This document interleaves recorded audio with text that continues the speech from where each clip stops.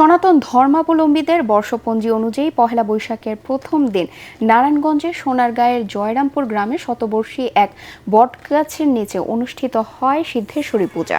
পরিবার, দেশ ও সমাজে শান্তি সমৃদ্ধি কামনায় নারীরা দলবদ্ধভাবে এই পূজায় অংশ নেন।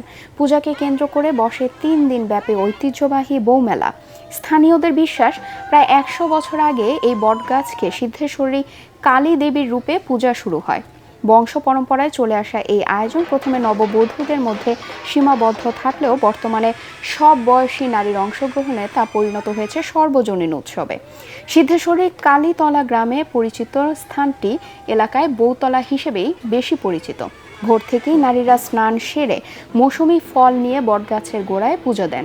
প্রথা অনুযায়ী পরিবারের সদস্য সংখ্যা অনুযায়ী মাটি ও কড়ি অর্পণ করা হয়, যা মনোবাসনা পূরণের প্রতীক হিসেবে বিবেচিত। পূজা শেষে প্রসাদ বিতরণ করা হয় ভক্তদের মাঝে।